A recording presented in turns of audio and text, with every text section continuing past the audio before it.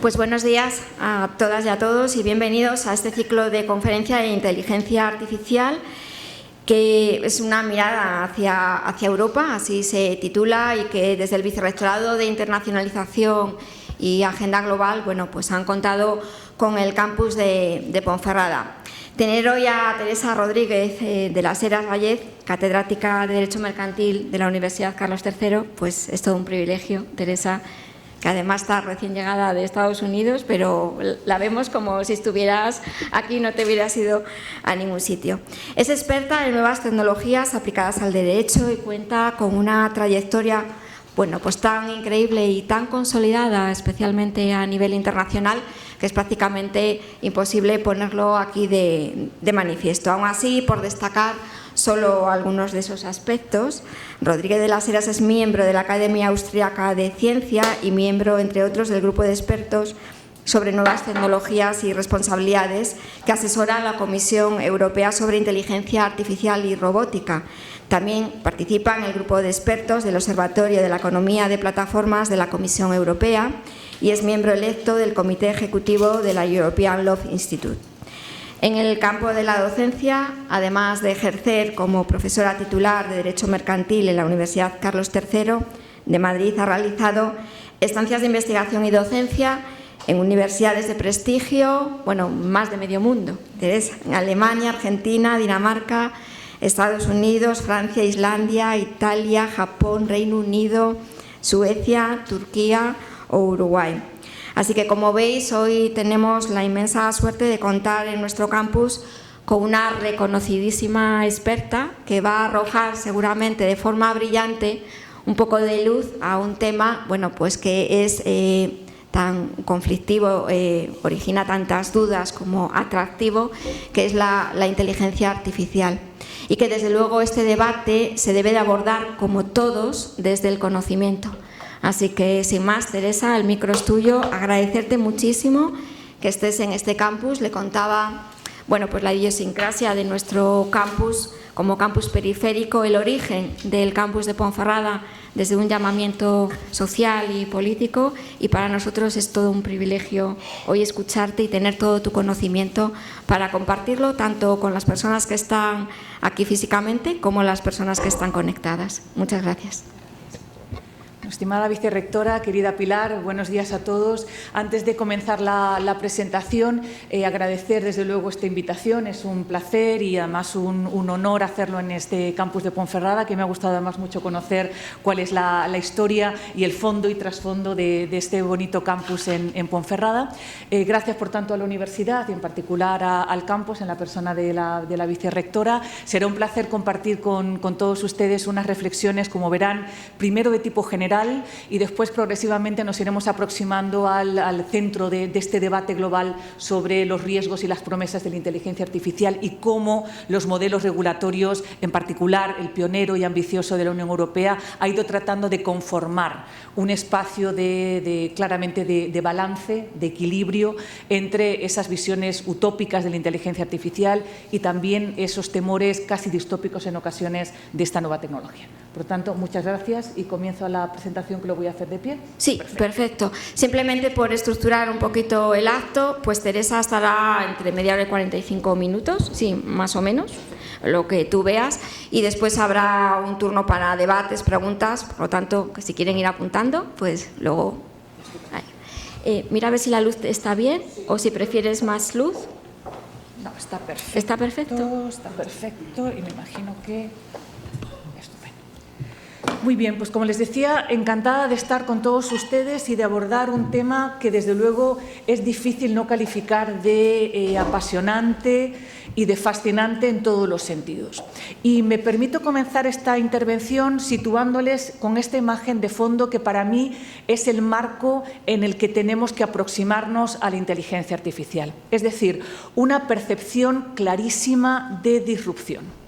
una sensación de que los modelos de incorporación de los avances tecnológicos que hemos ido de manera permeable acomodando en nuestra sociedad y en nuestra economía durante las últimas no solo décadas, si hablamos de tecnología digital, sino siglos, si hablamos de avances técnicos en general, hemos llegado a un momento en el que notamos, percibimos que se han acumulado un conjunto de avances tecnológicos, se han combinado en ecosistemas cada vez más complejos, de modo tal que este efecto conjunto de las tecnologías, de una economía de datos abrumadora y en expansión, del uso de sensores y de Internet de las cosas, del modelo de plataformas, de los modelos distribuidos de blockchain y claramente de los modelos algorítmicos y muy en particular de la inteligencia artificial, todo ello ha generado en conjunto una sensación, una percepción, pero también una realidad disruptiva.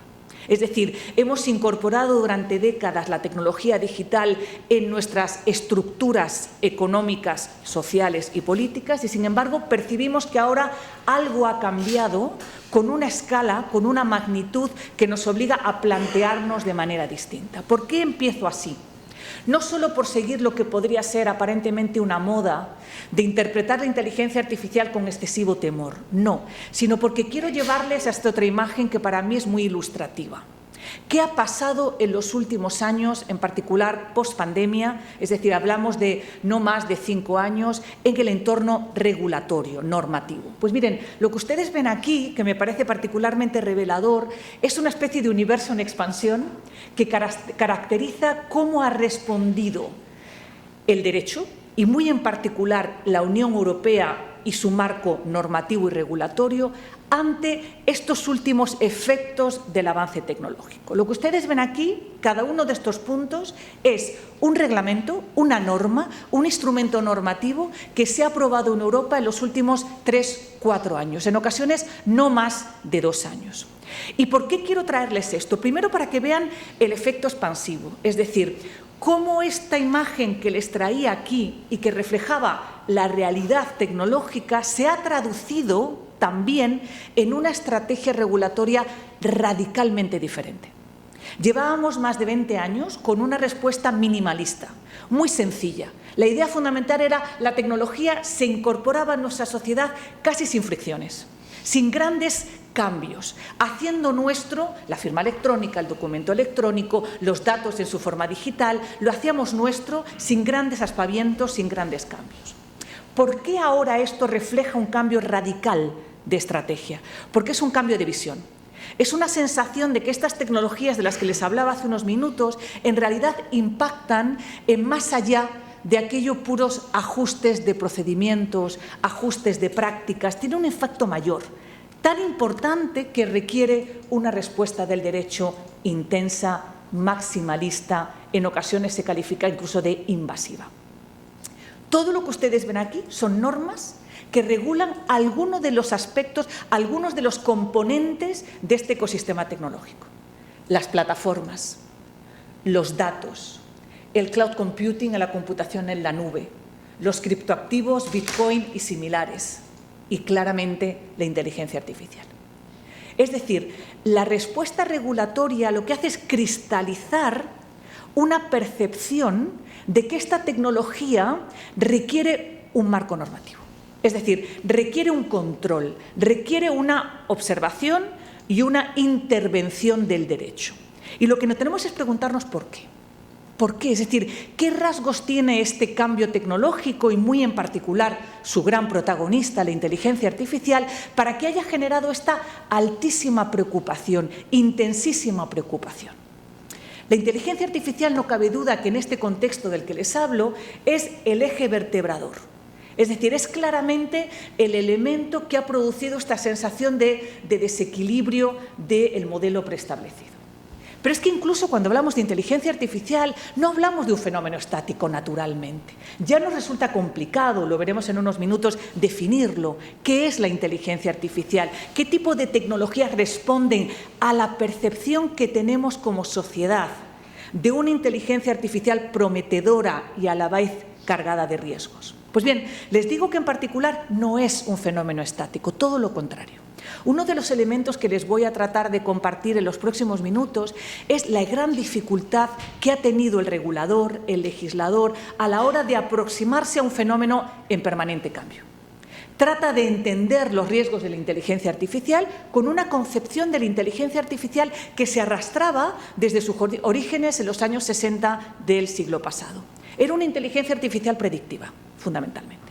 Pero cuando en el año 2021 empezamos en la Unión Europea a tratar de conformar el reglamento, el famoso, pionero, paradigmático reglamento de inteligencia artificial, la gran norma europea sobre la inteligencia artificial, en su proceso de adopción, 3 años, no exagerado para ser 27 países que llegan a un consenso, 3 años ha implicado que de nuestra visión original de la inteligencia artificial, la predictiva, aquella que nos permite, lo hablaremos luego, identificar qué riesgo hay de reincidencia de un preso, por ejemplo, ¿no?, o de un delito, a la inteligencia artificial generativa. Es decir, a darnos cuenta que la inteligencia artificial supera ampliamente aquellas aplicaciones que inicialmente teníamos asociadas a esta tecnología. Es decir, que es capaz de generar contenidos nuevos, que empieza claramente a ocupar los espacios tradicionalmente inherentes al ser humano. La generación, la creatividad.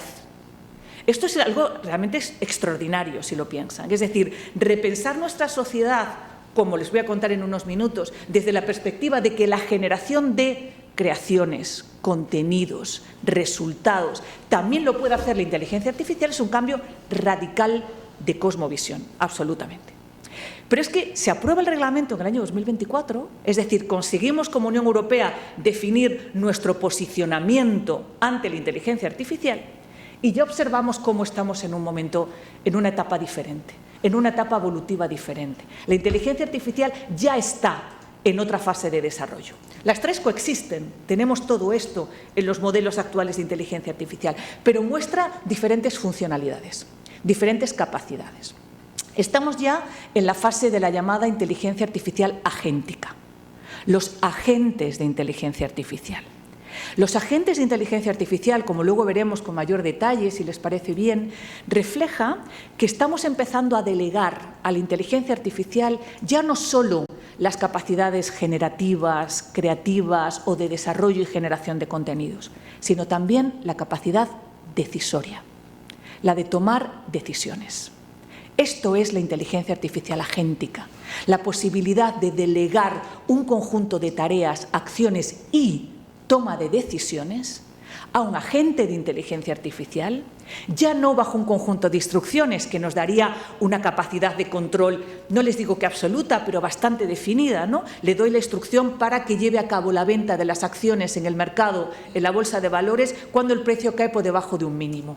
¿Qué riesgo hay? Mínimo, relativamente controlable. Pero ¿qué ocurre cuando yo le delego a un agente de inteligencia artificial un conjunto de decisiones que solo están movidas por un objetivo general? Reducir los costes de mi empresa, minimizar la incidencia de los delitos menores en una determinada región. Ese es mi objetivo.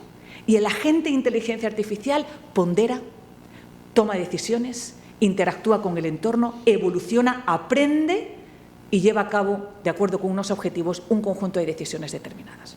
Esto es extraordinario. Yo creo que no hay otro modo de verlo que fascinarnos por esta posibilidad. Estamos ahí. Y esto ha planteado un nuevo reto que pensábamos haber solucionado con el reglamento del que les voy a hablar en unos minutos, pero que nos vuelve a colocar de nuevo ante un reto diferente. Esta inteligencia artificial agéntica, que cuando está embebida en estructuras robóticas, pues la llamamos habitualmente inteligencia artificial física. Esta idea de la inteligencia artificial física me permite llevarles a otra reflexión todavía, si me lo permiten, de mayor calado. Antes de que entremos en la norma, antes de que entremos en el reglamento, tenemos que pensar mirando hacia arriba, es decir, tenemos que darnos cuenta de qué tenemos que decidir. Permítanme que le dedique un par de minutos antes de ver qué hemos decidido, qué es lo que tenemos realmente que decidir, en qué momento estamos como sociedad. Miren, cuando nosotros nos planteamos qué debemos hacer con la inteligencia artificial, mis trabajos en los grupos de expertos nos obliga a hacernos siempre esta pregunta: ¿por qué hay que regular la inteligencia artificial? ¿Por qué nos preocupa? ¿Qué tenemos que en realidad prohibir o limitar? ¿Por qué? Pues miren, realmente nosotros lo que tenemos que hacer es plantearnos dos grandes escenarios. Un escenario utópico, aquel en que la inteligencia artificial despliega todas sus promesas, pero también un escenario distópico, aquel en el que la inteligencia artificial, sin embargo, nos arrolla con todos los miedos, los peligros y los riesgos que asociamos a la inteligencia artificial. Esto es fundamental, porque solo entonces somos capaces de calibrar dónde queremos estar como sociedad. Vamos a imaginarnos algo que a todos nos toca inevitablemente muy de cerca, ¿no? Vamos a imaginar un mercado laboral híbrido, con humanos y máquinas, ¿no? ¿Cuál sería el escenario utópico? Un ser humano liberado de la carga del trabajo, de la carga más tediosa del trabajo. Este modelo utópico nos hace luchar por incorporar la inteligencia artificial lo más posible en la mayoría de los sectores, aquellos en los cuales podemos liberar al ser humano de lo que asumimos como una carga que a lo largo de los siglos hemos ido tratando de aliviar en el ser humano. Pero inevitablemente viene también un escenario distópico.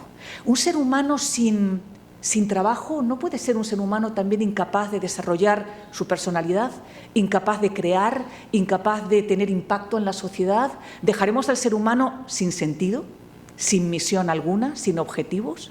Por tanto, ¿queremos ir a una total liberación del ser humano o queremos desplazar al ser humano del centro de la sociedad y, por tanto, dejarle sin el sentido que habitualmente asociamos a determinadas actividades, no solo puramente laborales, sino fundamentalmente creativas, intelectuales, generadoras de conocimiento? ¿Por qué les planteo esto? Porque miren, cuando llegamos a los grupos de expertos de la Unión Europea y también los trabajos que hago en Naciones Unidas y en UNIDROIT, fundamentalmente tenemos que plantearnos ante estos dos objetivos cómo queremos regular la inteligencia artificial. Y para ello yo tengo una tesis que está basada fundamentalmente en tres opciones. Y verán cómo el reglamento y la ley modelo de Naciones Unidas han ido claramente ubicándose en una de ellas, o al menos en dos de ellas. ¿Qué podemos hacer? Fíjense qué debate más bonito. La primera posibilidad que podemos hacer es considerar que todo aquello que nosotros regulamos, es decir, nuestra sociedad, la justicia, los contratos, el trabajo, la creación artística, todo ello es humano. Está concebido de manera antropocéntrica y solo puede ser humano. Es decir, cuando nosotros ahora estamos trabajando con el propio Tribunal Europeo de Derechos Humanos en el uso de inteligencia artificial por parte de los jueces, la pregunta de fondo es mucho más importante de si la inteligencia artificial se va a equivocar o no. La pregunta de fondo es si la justicia es justicia si no está impartida por un ser humano. Esa es la pregunta de fondo. Es decir, si nosotros consideramos que un contrato solo puede ser entre humanos, que una justicia solo puede ser humana, que el trabajo solo puede ser humano, o que la protección de una obra artística solo puede ser protegida porque efectivamente ha sido creada por la mente humana. Es decir, la primera opción es decir, prohibimos, limitamos, somos reacios a cualquier uso de la inteligencia artificial, porque lo que hace de alguna manera es desdibujar todas nuestras nociones, la de justicia, la de contrato, la de trabajo, la de creación. La segunda es asumir que, al igual que hemos incorporado a lo largo de la historia la tecnología en nuestra sociedad, no somos hoy nada más que el resultado de incorporar tecnología, desde poder utilizar gafas a tener una memoria exenta, que es en realidad nuestro uso sistemático de la computación, es asumir que vamos a tener sociedades híbridas. Es decir, que va a haber justicia híbrida, que va a haber trabajos híbridos, que va a haber creaciones híbridas. Es decir, que nos vamos a admirar ante un cuadro en un museo sabiendo que ha sido creado entre humanos y máquinas. Y tenemos que pensar el derecho con esta concepción, ¿no? Realidades híbridas. La tercera posibilidad es quizá más provocativa.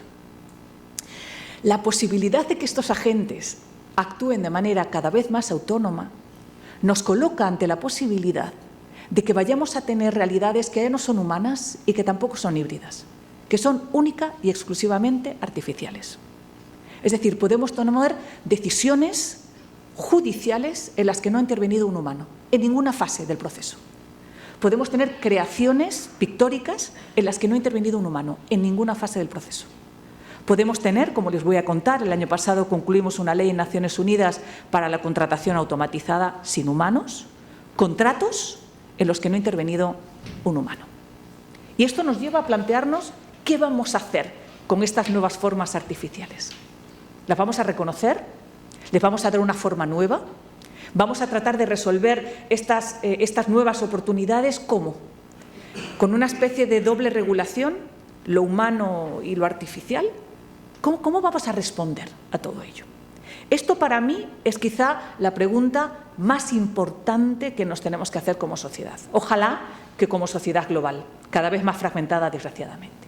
¿Por qué?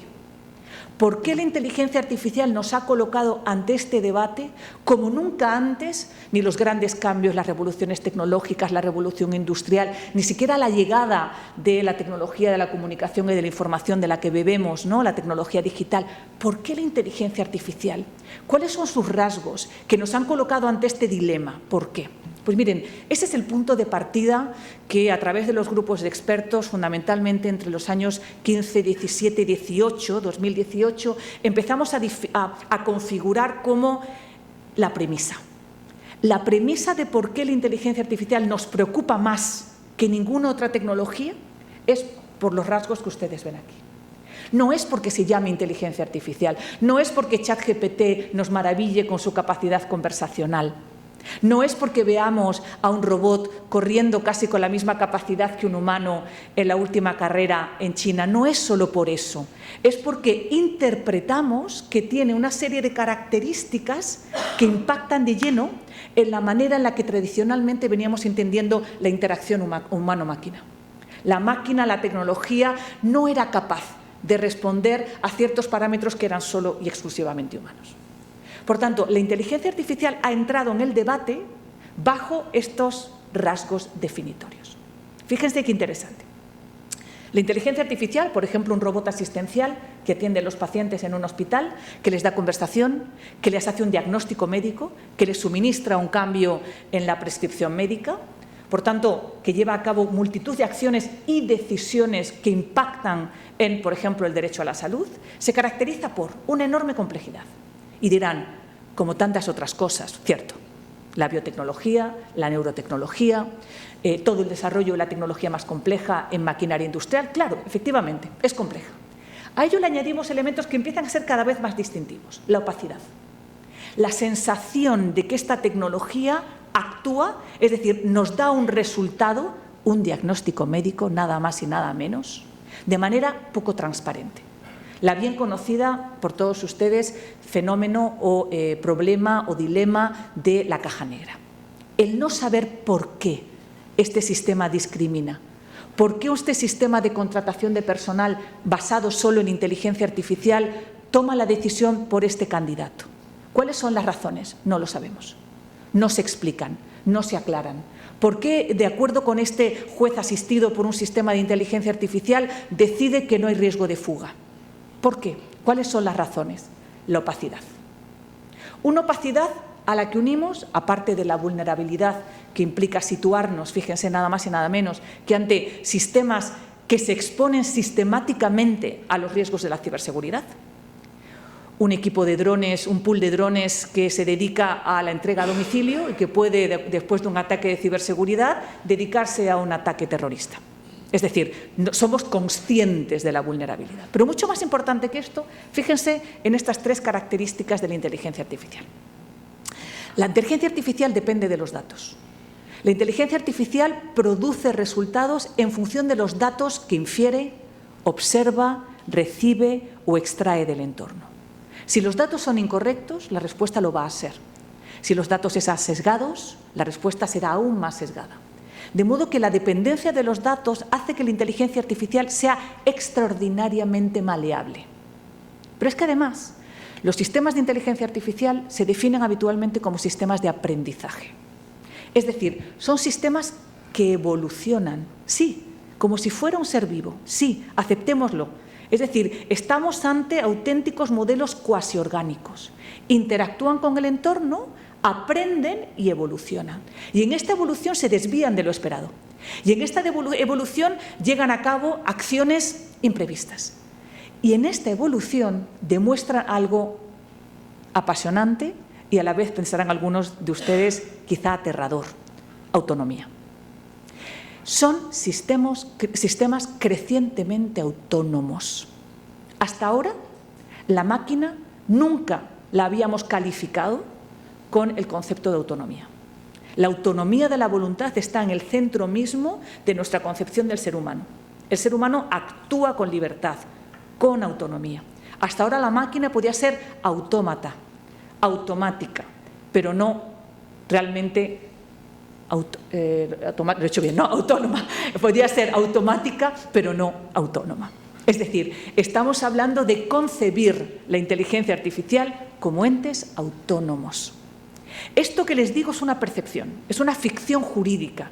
Y por eso quiero hacerles este análisis. Cuando ustedes vean la definición de inteligencia artificial en el reglamento que proviene de la OCDE, incorpora la noción de autonomía. ¿Y por qué insisto en esta idea? Porque esto refleja cómo vemos como humanos la inteligencia artificial, cómo la entendemos. Los peligros que entendemos que la inteligencia artificial plantea es porque la percibimos como una tecnología que puede tener diferentes niveles de autonomía.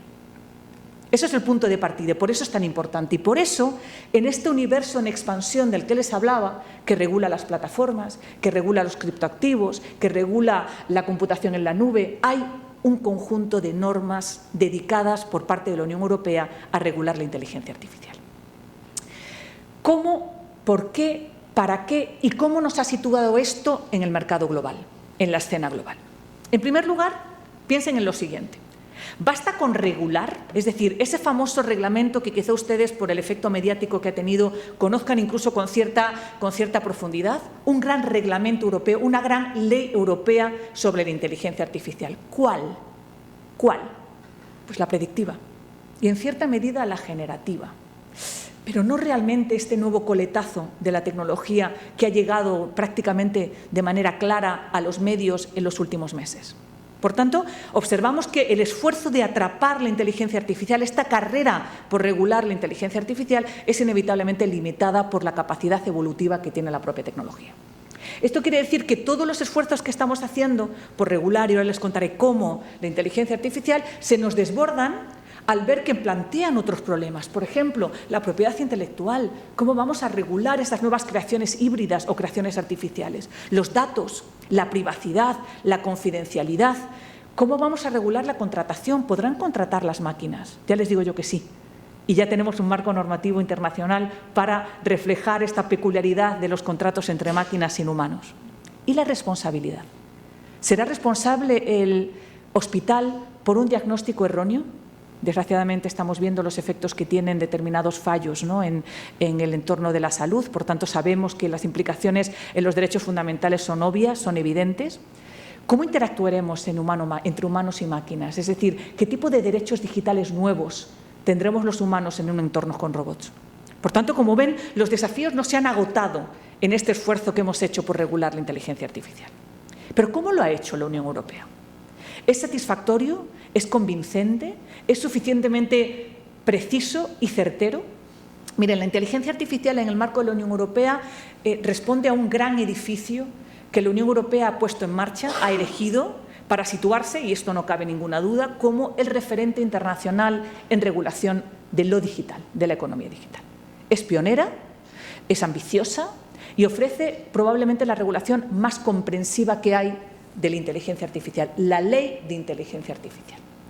Esta ley, y este es el punto de partida, no regula la tecnología, no regula cómo se produce, no regula única y exclusivamente, regula cómo se usa la inteligencia artificial. Determinados usos de la inteligencia artificial. Es decir, responde a un clarísimo posicionamiento, si me permiten, casi ideológico, de la Unión Europea ante los riesgos que tienen determinados usos de la inteligencia artificial. La inmensa mayoría, es decir, la mayoría abrumadora de usos de inteligencia artificial no están regulados por la Ley de Inteligencia Artificial, ninguna. Es decir, los utilizamos de manera continua. Preparamos documentos en una empresa, hacemos presentaciones, preparamos informes internos, elaboramos estadísticas, hacemos análisis, todo ello con una inteligencia artificial que no tiene regulación alguna, más allá de la que corresponde a la actividad que estamos llevando a cabo. Entonces, ¿dónde están los peligros? Lo que ha hecho la Unión Europea, y enseguida se lo contaré, es identificar una serie de líneas rojas, es decir, usos de la inteligencia artificial que consideramos en la sociedad actual intolerables. Después ha identificado un conjunto de usos de alto riesgo, es decir, aquellos en los que el dilema está en las promesas son muy interesantes, no queremos renunciar a estos beneficios, pero somos conscientes de que el riesgo es muy importante. Enseguida les doy algunos ejemplos de en qué áreas nos encontramos. Y esto que ha hecho la Unión Europea es común, es decir, nos aísla o nos convierte en líderes a nivel mundial. Miren, antes de la llegada de la administración actual en Estados Unidos, la sensación que todos teníamos es que había un consenso casi global de que la inteligencia artificial requería observarla y además fijar una serie de estándares comunes a nivel global. Todo apuntaba, el convenio del Consejo de Europa, la reunión de Bletchley Park en el Reino Unido, los estándares que se estaban adoptando por parte de la industria, todo apuntaba a que había un consenso sobre la necesidad de que la inteligencia artificial respondiera a unos parámetros, y estos parámetros deberían ser comunes. La situación geopolítica actual, saben que ha cambiado de manera radical, y esto realmente ha sido un puñetazo en el tablero. Todas las fichas están sobre la mesa, descontroladas, y hay una auténtica sensación de que no sabemos qué efecto va a tener una regulación que se ha concebido para proteger la democracia, el Estado de Derecho y los derechos fundamentales. Ese es el objetivo de la Unión Europea. Se ha convertido en, esto es un obstáculo para la innovación, esto nos hace perder competitividad, con esto no crecemos, ¿dónde está la prosperidad europea? A pesar de que esto implique comprometer o renunciar a la democracia, el Estado de Derecho y los derechos fundamentales. Por tanto, no olvidemos que estas son las coordenadas de la Unión Europea. Veremos cuáles son los efectos. Pueden ser adversos, ciertamente, pero la misión, el objetivo, es que la inteligencia artificial entre en nuestra sociedad asegurando que se mantienen, que se preservan, que se protegen los derechos fundamentales. Y me parece que esto es interesante. Pero no ha sido la única respuesta. Si observan ustedes, ahora mismo a nivel global ha habido fundamentalmente 4 modelos, 4 respuestas que encontramos. Primero, la propia autorregulación de la industria. Esto es lo que verán fundamentalmente en Estados Unidos, pero también lo ven en algunos países asiáticos. La propia industria, Microsoft, IBM, Apple, OpenAI, lo que han hecho es fijar una serie de códigos internos de conducta y de uso responsable de la inteligencia artificial. No vinculante y basado fundamentalmente en su propia práctica industrial. Por otro lado, ha habido una respuesta muy técnica, muy basada en la idea de la inteligencia artificial al final no es más que una nueva tecnología. Y para asegurarnos de que sea fiable, lo único que tenemos que hacer, como hemos hecho a lo largo de la historia, es fijar estándares técnicos. Por tanto, la otra respuesta es una respuesta muy poco, podrían decir, muy poco filosófica, es muy pragmática y lo que dice es fijemos estándares. Y estos lo van a encontrar, por ejemplo, en los estándares ISO de inteligencia artificial. Para mí eso no es suficiente, porque si ustedes piensan en esta reflexión que les hacía sobre las sociedades híbridas, el impacto va mucho más allá de si la tecnología, como este sistema, cumple o no con los parámetros de calidad. Me parece que hay mucho más que reflexionar. Por eso, en los últimos años tenemos lo que llamamos derecho blando, es decir, multitud de iniciativas que están basados en principios éticos. La idea de que la inteligencia artificial debe ser transparente, responsable, explicable, interpretable. Son principios éticos, no vinculantes, pero nos colocan, fíjense, nada más y nada menos que ante normas de Naciones Unidas, de UNESCO, del G7, la OCDE. No hay consenso. Claro que hay consenso, claro que hay una preocupación común. Es verdad que la Unión Europea se ha decidido situar en el extremo más riguroso. No vale con inspirar a través de principios, tenemos que imponer una serie de límites. Y estos límites son los que han quedado a nivel supranacional, a nivel europeo, cristalizados, como les decía, en el Reglamento de Inteligencia Artificial. Y ahora sí, ¿qué dice este reglamento? Miren, este reglamento es un reglamento que no regula la tecnología, por ser tecnología aparentemente nueva. Regula los riesgos, es decir, los riesgos que anticipamos que puede implicar usar la tecnología en determinados o para determinados fines. Esto es lo único que hace el Reglamento de Inteligencia Artificial.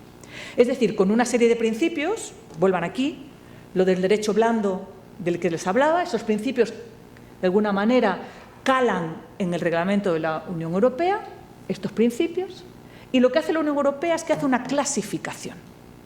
Hay 3 grandes niveles. Una serie de usos de la inteligencia artificial que hoy la Unión Europea considera inaceptables y los prohíbe. Ahora les digo qué significa prohibir. ¿Prohibir dónde? ¿Prohibir que se use en Europa o prohibir que se produzca en Corea y después se utilice en Europa? Enseguida se lo contaré, que esto tiene que ver con la llamada cadena de valor de la inteligencia artificial. Un grupo de usos que se consideran de alto riesgo. Como les decía, este equilibrio entre promesas y peligros. Pero la inmensa mayoría de los usos son usos que no tienen ningún tipo de regulación adicional. ¿De qué hablamos cuando identificamos prácticas prohibidas? ¿Qué está prohibido en la Unión Europea? Pues miren, yo les diría que es difícil cuestionar los usos que ha considerado la Unión Europea prohibidos. Se los resumo en 4 o 5 pinceladas. Primer uso prohibido: utilizar la inteligencia artificial con el objetivo de manipular las decisiones de una persona o de un grupo de personas. Manipular, fines manipuladores. Parece razonable considerarlo prohibido en la Unión Europea. Segundo, utilizar la inteligencia artificial para explotar vulnerabilidades. Las vulnerabilidades asociadas a la edad, los niños o las personas de cierta edad, asociadas a la capacidad, ciertas discapacidades, asociadas a un determinado estado, personas con una determinada debilidad o una determinada enfermedad. Es decir, explotar las vulnerabilidades, lógicamente, a través de la inteligencia artificial debe estar prohibido. Tercero, el llamado scoring social, es decir, el uso de inteligencia artificial, como ya sabemos que se ha utilizado en ciertos países que nosotros concebimos como autoritarios, limitadores de la libertad individual, y que durante la pandemia se manifestó que la inteligencia artificial colaboraba claramente, coadyuvaba claramente este tipo de controles invasivos del ciudadano. El social scoring significa fundamentalmente utilizar la inteligencia artificial por parte de los poderes públicos para imponer de manera generalmente autoritaria un determinado modelo de ciudadano. Penalizar al ciudadano por actuar gracias a una inteligencia artificial que observa, naturalmente vinculada a otras tecnologías, que observa al ciudadano y que le impone a través de determinados rasgos, ¿no?, o patrones de comportamiento, determinadas penalidades o sanciones por su comportamiento, con el riesgo de que discrimines, de que impongas un determinado modelo de familia, de que consideres que determinados comportamientos se asocian innecesaria e injustificadamente y de manera antidemocrática a determinadas disidentes. Es decir, esto la Unión Europea ha considerado que está prohibido. Tercero, cuarto en este caso, la inferencia de emociones. El uso de inteligencia artificial para inferir ya no patrones de comportamiento, sino emociones, en el entorno laboral, por ejemplo, o en el entorno educativo. Identificar que un determinado comportamiento, a través del análisis por inteligencia artificial de los mensajes que los empleados cuelgan en un foro común, considerar que una determinada persona está quemada, que puede actuar de manera poco leal, que no tiene capacidades de liderazgo, y tomar decisiones en consecuencia. Despedir, no promocionar, reducir el salario o considerar que ha habido una falta disciplinaria. A través de una inteligencia artificial, recuerden, opaca, autónoma, que aprende del entorno, compleja, vulnerable. Esto fundamentalmente son las prohibiciones de la Unión Europea. Pero claro, otros muchos usos que nos preocupan desde un punto de vista de los derechos fundamentales son, sin embargo, muy prometedores. Y esto es lo que la Unión Europea ha incorporado en las llamadas alto riesgo. Por el público que tengo ahora mismo, algunos de estos usos les parecerán especialmente interesantes. El uso de inteligencia artificial en el entorno educativo para evaluar a los estudiantes, sin intervención humana. En segundo lugar, para la contratación y promoción de personal, la posibilidad de contratar única y exclusivamente a través de un sistema de inteligencia artificial. Para determinar el acceso a determinados servicios públicos, por ejemplo, ayudas públicas para familias en situación de riesgo. El uso de inteligencia artificial para lo que llamamos el law enforcement, es decir, la ejecución de la ley. Decidir que una persona es culpable porque el sistema de inteligencia artificial lo plantea como de alto riesgo. La decisión por parte de jueces y árbitros de una determinada disputa o un conflicto a través de inteligencia artificial. La calificación de nuestro riesgo en un banco a la hora de solicitar un préstamo que se nos puede denegar o ofrecer en condiciones muy poco favorables porque la evaluación de riesgo nos ha dado como poco solventes. O que nuestro seguro de vida tenga una prima casi imposible porque nuestro riesgo de salud, a través de los datos que ha dado mi reloj, son poco, podríamos decir, poco adecuados y, por tanto, la prima del seguro es altísima. Esos son los casos de alto riesgo. No están prohibidos en la Unión Europea. Están sujetos a unas condiciones mucho más rigurosas. ¿Cuáles? Un informe de impacto de riesgo, qué riesgos hay, qué datos se está utilizando, acuérdense, dependemos de los datos, por tanto podemos arrastrar discriminación o sesgos. Tenemos que tener supervisión humana. No deberíamos tomar decisiones en el sistema judicial sin que haya un determinado mecanismo eficaz de supervisión humana. Y todo lo demás, absolutamente todos los demás usos, están sin regulación especial en la Unión Europea. Les hago mucho énfasis en este contexto de todo lo demás porque ha habido una narrativa muy peligrosa, como saben bien por el contexto geopolítico, tratando de alguna manera boicotear el modelo europeo desde la idea de que, como estamos regulando, estamos ahogando a la innovación. Que las empresas pequeñas y medianas en la Unión Europea no pueden realmente crecer como lo hacen en el resto del mundo porque tienen que cumplir el reglamento. Como todo, naturalmente que puede haberse equivocado el reglamento, que puede haber generado incertidumbre, no cabe ninguna duda, Precisamente me dedico a esto, por tanto lo hago con una visión totalmente crítica, ¿no? Pero la mayoría de los usos no están en el reglamento, la inmensa mayoría. La mayoría de las empresas pequeñas y medianas no tienen que cumplir el reglamento. Por tanto, esta narrativa es peligrosa porque en realidad lo que está queriendo un poco es de asegurar que un laissez-faire llevado al extremo, es decir, un mercado sin control alguno, es la única manera que tenemos de crecer y de innovar, y del progreso tecnológico y el progreso social. Y sabemos claramente que no es así. Permítanme, Pilar, me indicas el tiempo si te parece adecuado, permítanme que nos acerquemos un poquito más al reglamento. Necesito contarles algunas otras cosas que me parecen particularmente interesantes. Cuando un legislador decide regular una determinada realidad, en este caso una realidad socioeconómica, tecnológica, tiene que definirla, tiene que hacerla suya. Y cuando la hace suya, la define y le da, por tanto, una serie de rasgos que muestran el por qué reacciona de una determinada manera. ¿Por qué prohibimos? Porque hay una serie de características que hemos considerado peligrosas. ¿Por qué regulamos? Porque consideramos que el mercado solo no nos va a llevar a este resultado.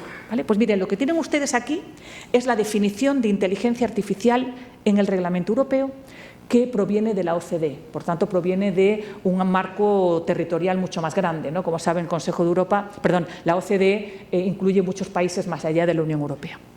Pero fíjense qué interesante. ¿Qué es un sistema de inteligencia artificial? ¿Es un software complicado? ¿Es un programa de ordenador que tiene algún elemento algorítmico que llamamos técnica de inteligencia artificial? Es algo más que ello. Y quiero que lo descubran en esta breve definición de inteligencia artificial, en el que hay al menos 4 características que quiero que ustedes hagan suyas para que se den cuenta de cuál es realmente el desafío de la inteligencia artificial. En primer lugar, la inteligencia artificial no es un algoritmo determinístico que responde a instrucciones. Esto lo venimos usando desde hace décadas. Toda la gran parte de las transacciones que se llevan a cabo en los mercados financieros son lo que se llaman de alta frecuencia, es decir, están hechos por sistemas algorítmicos. Venden y compran sin intervención humana. Esto ya lo conocemos. Esto no genera el peligro que queremos de alguna manera evitar con el reglamento. Son objetivos, es decir, son sistemas que dotamos de objetivos. Reduce los costes. Logra minimizar el efecto de discriminación en comunidades minoritarias. El objetivo de prevenir la comisión de delitos graves, el objetivo de hacer mucho más eficiente la gestión de las cárceles, el objetivo de garantizar un equilibrio perfecto entre hombres y mujeres en la contratación de personal. Ese es el objetivo que le damos al sistema de inteligencia artificial y el sistema decide aprendiendo, adaptándose al entorno. Es decir, con el mismo proceso, si me permiten la provocación, con el mismo proceso humano que tenemos para tomar decisiones. Observamos, tomamos datos, los procesamos, ponderamos opciones y decidimos. Pues esto es exactamente como vemos la inteligencia artificial. Se adapta, aprende, tiene objetivos, a veces explícitos, a veces implícitos. Le decimos al vehículo autónomo, acabo de venir de Washington y ya hay parte de los taxis que son taxis autónomos completamente. ¿Cómo funciona un vehículo autónomo? Le decimos que tiene que pararse ante el semáforo rojo y respetar los pasos de cebra. ¿Eso es suficiente para garantizar una actividad tan incierta y compleja como la conducción? Sabemos que no. Hay que fijar objetivos. Objetivos a veces explícitos, evitar los accidentes, y a veces implícitos. El propio sistema descubre que lo que tiene precisamente es que minimizar las situaciones de riesgo que puedan poner en peligro las vidas de los pasajeros o de los transeúntes. Es esa la lógica, es apasionante, es absolutamente apasionante. ¿Por qué? Porque hemos reconocido, si se dan cuenta, que son sistemas con distintos niveles de autonomía. Es decir, que utilizamos inteligencia artificial para que una entidad financiera decida cuáles son los deudores más o menos con riesgo de morosidad. Decidimos que una empresa contrate o despida de acuerdo con sistemas de inteligencia artificial, o decidimos si una persona merece la ayuda por encontrarse en una situación de riesgo o no. Una decisión compleja, incierta, que el sistema aprende a tomar decisiones. Pero claro, cuando ya estábamos regulando esto en el reglamento, entra en la escena global el famoso ChatGPT, los famosos grandes modelos de lenguaje, los chatbots, en realidad, modelos de uso general. Y con estos modelos de uso general, pues podemos hacer documentos jurídicos. Ya ha habido una sentencia en Argentina en la que se plantea la responsabilidad de los jueces por haber tomado una decisión basada en lo que ha generado un sistema de inteligencia artificial. Tenemos ya un caso de abogados que se han visto sujetos a expedientes disciplinarios por haber utilizado inteligencia artificial que ha alucinado, este es el término técnico, y ha generado información inventada. Tenemos, por tanto, un uso sistemático de la inteligencia artificial para generar, por ejemplo, una oferta que va a concluir un contrato. Por ejemplo, un contenido original. Ya hay casos en otros países en los que se ha planteado si reconocer o no los derechos de autor, o, en el caso de Australia, una patente en la cual el inventor era un sistema de inteligencia artificial. ¿Le podemos conceder una patente si no hay un inventor humano, un equipo humano detrás? Puede ser objeto de creación de deepfake, de falsedades, de fake news, y, por supuesto, pueden elaborar un informe, por ejemplo, para determinados fines regulatorios. Habrán leído en la prensa un caso muy llamativo de una gran consultora que le había encargado un informe millonario, literalmente millonario, por parte del gobierno australiano de Albanese. El informe, por pura casualidad, un técnico detecta una referencia a un trabajo suyo equivocada y empiezan a hacer una investigación mayor en el informe, y la consultora se ve obligada a reconocer que había utilizado inteligencia artificial generativa. Lo interesante del caso es que el gobierno australiano no le ha llevado a cabo el incumplimiento del contrato porque haya errores, sino el incumplimiento del contrato por haber utilizado inteligencia artificial. El pago millonario de este informe estaba basado en que un equipo de expertos llevaba a cabo la investigación y la redacción del documento.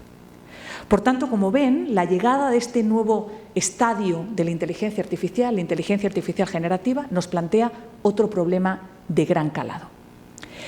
Y fíjense, si ya sabemos qué es la inteligencia artificial para la visión regulatoria, inteligencia artificial típicamente predictiva, inteligencia artificial generativa, ¿quiénes están sujetos a obligaciones? Porque esta preocupación general de, claro, es que las empresas ahora tienen que cumplir muchos requisitos, pero ¿quiénes tienen que cumplirlo? Claro, es que nos tenemos que dar cuenta de que el desarrollo de la inteligencia artificial y su uso para un determinado fin depende de una larga y compleja cadena de valor, un ecosistema de actores que participan en el proceso. Y esto para el derecho nos complica mucho la aplicación de las normas. ¿Por qué? Porque si ese diagnóstico médico utilizado por un hospital causa un deterioro de la salud del paciente, ¿quién es el responsable? ¿El desarrollador en Corea que elaboró ese modelo general de diagnóstico? ¿El que lo entrenó de manera específica con datos que se habían recogido de varios hospitales? ¿El que lo aplica, el hospital? ¿El que lo supervisa? ¿El que lo importó en el entorno europeo? ¿Quién es el responsable? Esta lógica de la cadena de valor es uno de los elementos por los cuales no es fácil determinar quién es responsable, quién es culpable, quién debe cumplir las obligaciones. Si nosotros regulamos muy abajo, en realidad estamos, efectivamente, colocando en peor situación a la empresa europea que trata de adoptar la inteligencia artificial. Pero si lo hacemos muy arriba, nos encontramos con cómo la Unión Europea va a conseguir regular lo que está haciendo una empresa japonesa o una empresa estadounidense. Es decir, es un problema claro de territorialidad y de capacidad de ejecución, de hacer cumplir. Ese es el gran problema. Ustedes conocerán, y me permiten esta reflexión antes de terminar en unos minutos, conocerán la expresión que nosotros utilizamos mucho cuando trabajamos con la Comisión Europea, que es lo que llamamos el efecto Bruselas. Es decir, la capacidad que ha mostrado Europa para inspirar, no se puede decir imponer, inspirar con sus normas la respuesta global que se da en otros países. Bien porque otros países lo hacen suyo, por ejemplo, el famoso Reglamento de Protección de Datos Personales, probablemente el de mayor eficacia de la historia, que otros países latinoamericanos han hecho suyo. Lo han hecho suyo y, por tanto, han convertido el estándar europeo en estándar nacional. O las empresas estadounidenses, antes de colocarse junto a la nueva administración, eran empresas estadounidenses de plataformas digitales que habían decidido adoptar sus normas y políticas internas a la normativa europea. Es decir, habían decidido voluntariamente alinearse con la mayor protección que proporcionaba la Unión Europea. Esto es inspirar a través del efecto Bruselas. Porque es que si no, ¿cómo regulamos una economía digital que está deslocalizada, que es global? ¿Cómo la regulamos desde Europa? Si no logramos en un momento fragmentado de geopolítica, no logramos grandes acuerdos a nivel de Naciones Unidas, que es lo que ojalá consigamos en los próximos años. ¿Cómo se hace? Pues a través de estas técnicas, ¿no? Si tú produces un sistema en Corea, pero lo va a utilizar el Banco Santander para decidir cuál es la solvencia de sus solicitantes de crédito, al utilizarlo en Europa se aplica el reglamento de la Unión Europea. Y de esta manera se evita que produzcas fuera a menor coste, pero invadas el mercado europeo con sistemas que no responden a nuestras normas de comportamiento. Si me permiten, denme 5 minutos más porque quiero plantearles otro aspecto interesantísimo, ya no de lo que dice el reglamento, sino precisamente de lo que ya no ha podido decir el reglamento, a pesar de haberse aplicado y adoptado en el año 2024. El reglamento, como les digo, lo que dice es, estos son los riesgos, ¿verdad? Y, por ejemplo, pues identifica, como les he contado antes, una serie de riesgos prohibidos y una serie de riesgos que consideramos altos, pero no prohibidos. Le acabo de contar los ejemplos más concretos. Esto empieza en el año 2021, pero en el año 2023, como les digo, llega ChatGPT y todos los altos modelos, grandes modelos de lenguaje, grandes modelos multimodales, etc. ¿Hay alguna regulación en el reglamento de estos modelos de lenguaje? ChatGPT, chatbot en general, ¿tienen algún tipo de obligación que cumplir? Solo una. Solo una. ¿Por qué?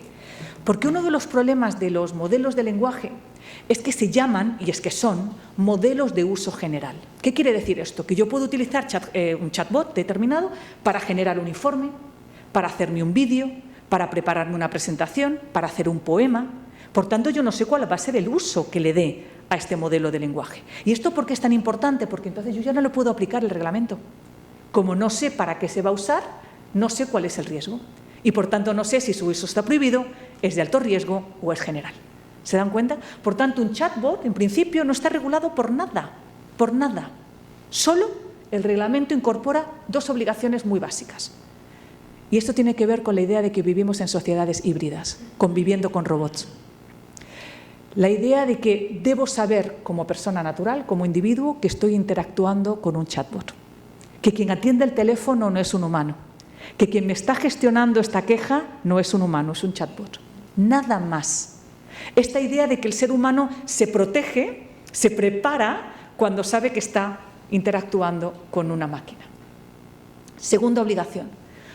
Todo producto generado artificialmente debe estar etiquetado como tal. Yo veo un anuncio y digo, etiquetado como producido por inteligencia artificial. Yo recibo una carta y pone abajo, generada por inteligencia artificial. Nada más. ¿Es esta una obligación tan abrumadora como para que impida el crecimiento de toda una economía? Me parecería que no. Y permítanme ahora sí que les coloque ante el horizonte de lo que ya es, año 2025, las nuevas tendencias en las que estamos trabajando a nivel mundial. La posibilidad de utilizar los agentes de inteligencia artificial, es decir, la inteligencia artificial agéntica, para contratar. Delegar, por ejemplo, en un contexto como el que ven, ¿verdad? Una empresa que tiene que contratar con sus proveedores de manera sistemática, continua, el famoso just in time. ¿Qué hacemos? Utilizamos dos agentes de inteligencia artificial, le damos un objetivo que reduzca los costes de compra y que aseguren la disponibilidad constante de unidades en las diferentes tiendas dispersas por todo el país. Nada más. Y el sistema decide cuándo comprar, cómo negociar, qué precio fijar. Extraordinario, ¿verdad? Pues bien, ya contamos con una norma de Naciones Unidas. Es decir, en los últimos años ya hemos trabajado en todos estos organismos internacionales, Naciones Unidas, mi European Law Institute, UNIDROIT, la Comisión Europea, ya hemos trabajado para crear un marco que permita que haya contratos sin intervención humana, que le den validez, que los reconozcan como contratos. Esto es esa tercera pieza que les contaba de mi tesis sobre las sociedades híbridas. Reconocer que el contrato, acuerdo de voluntades, pueda llevarse a cabo y calificarse como tal, aunque no haya un ser humano implicado en la negociación ni en la contratación o conclusión del contrato.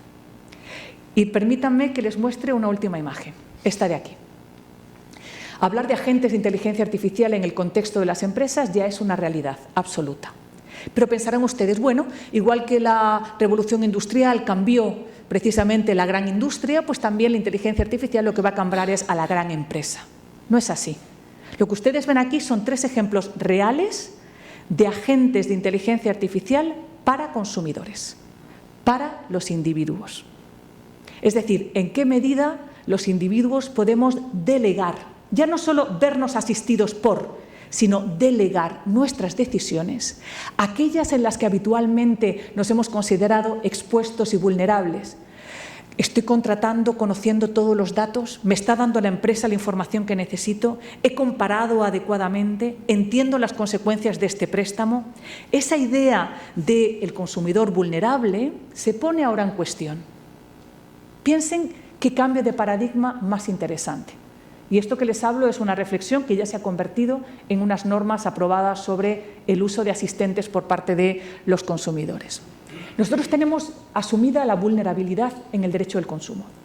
El individuo es vulnerable, está expuesto porque tiene que tomar decisiones complejas y necesita información, necesita capacidad racional de decidir de manera libre, que no nos impacte una publicidad demasiado manipuladora, que podamos entender los diferentes componentes del precio, ¿verdad? Pero eso está pensando fundamentalmente en que hay una autonomía del consumidor, persona física.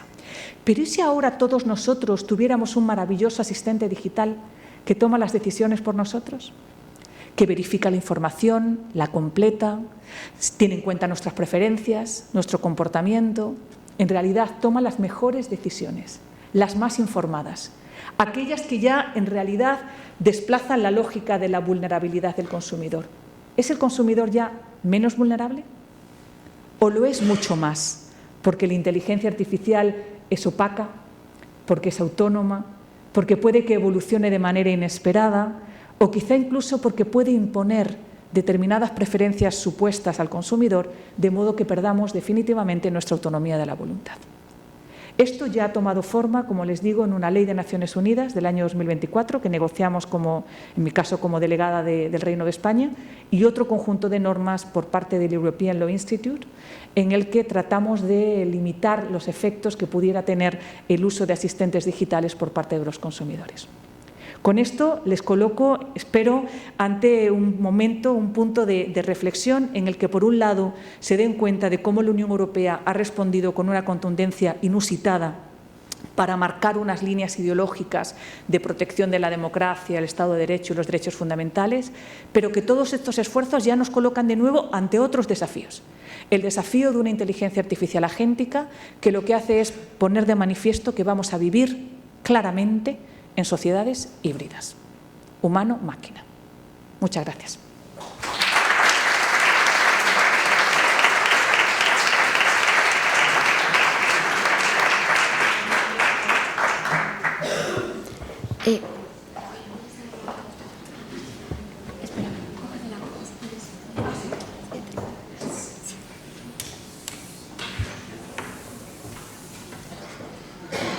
Bueno, muchísimas gracias, Teresa. Ha sido absolutamente brillante, las expectativas muy superadas, porque has hecho algo complicado, que es simplificar lo difícil, sobre todo pues para un público que también es muy híbrido y es muy multidisciplinar. Veréis, tenemos entre 15 y 20 minutos para dudas y me gustaría que los aprovecháramos, ¿vale? Que la bombardemos a preguntas, que las trujáramos. esperemos que además te veamos más veces aquí y que surjan incluso iniciativas. Sabemos cómo estás, pero bueno, a lo mejor este es un momento de inspiración y del que puedan salir realmente proyectos comprometidos. Así que ahora os paso a vosotros la... Sí, es posible, gracias por la charla. ¿Es posible que un Estado, un grupo de poder alto, pueda influir en la evolución o mareando los datos de los que se alimenta la inteligencia artificial? Es decir, desde el momento que hay un ChatGPT, un Gemini y otros, se supone, pues el miedo que tengo es que te lleve cada uno una línea editorial como lo lleva aquí la prensa. Sí, es muy interesante pregunta, muchas gracias. Cuando a principios del año 2025 en el que estamos apareció en la prensa el famoso DeepSeek, es decir, el gran modelo de lenguaje chino, que de alguna manera entraba en el terreno global para demostrar que frente a las multimillonarias inversiones que había venido necesitando las compañías estadounidenses, pues que aparentemente habían conseguido un gran modelo de lenguaje con unas inversiones menores y por tanto una especie de bajo coste, ¿no? de gran modelo de lenguaje de bajo coste. En ese contexto se empezaron a hacer una serie de estudios para determinar en qué medida los modelos de lenguaje tienen embebido una determinada línea ideológica, ¿no? Es decir, si nosotros preguntamos a los modelos de lenguaje existentes que tienen ya un proceso de entrenamiento, en qué medida, un tema especialmente controvertido, cómo responden a ello. Aparentemente, y son estudios que yo no he realizado personalmente, sino que solo he leído y por tanto los coloco con esa distancia y cautela de no haber estado implicada y no conocer los detalles, aparentemente estos modelos alternativos ofrecían claramente respuestas diferentes, pero muy claramente alineadas con visiones ideológicas muy fáciles de identificar, ¿no? No solo opuestas, sino muy fáciles de identificar. Por tanto, hay una primera respuesta que le diría, sí, todo apunta a que podemos diseñar modelos, entrenarlos, alimentarlos con datos que los colocan más o menos alineados con determinadas posturas. Segundo, se puede influir, que es la clave fundamental, a través de los datos. Es decir, podemos limitar los datos y, por tanto, asegurarnos de que la respuesta va a estar de una manera condicionada por los datos previos también. Acabo de venir de un proyecto en el cual la idea es que los estados proporcionen determinados datos, no puedo dar más detalles, pero es fácil entender que se refiere a que los estados tengan que dar datos sobre determinadas preguntas a los efectos de tener diseñado un ranking mundial en determinados aspectos. Pues bien, ya se había detectado que en ocasiones estos datos están generados por inteligencia artificial o, la pregunta que me hacía, que estos datos se basan en información pública que se proporciona precisamente para que alimente esta búsqueda por parte de la inteligencia artificial. Por tanto, sabemos que se puede manipular el proceso, bien en el origen, los datos que alimentan, bien en todo el proceso. El diseño intencionado, el entrenamiento o, naturalmente, que los resultados respondan a una serie de objetivos muy bien definidos. ¿Esto qué hace? Pues simplemente despertarnos todas las alertas para ser conscientes del riesgo que tiene el llamado sesgo de la automatización, ¿no?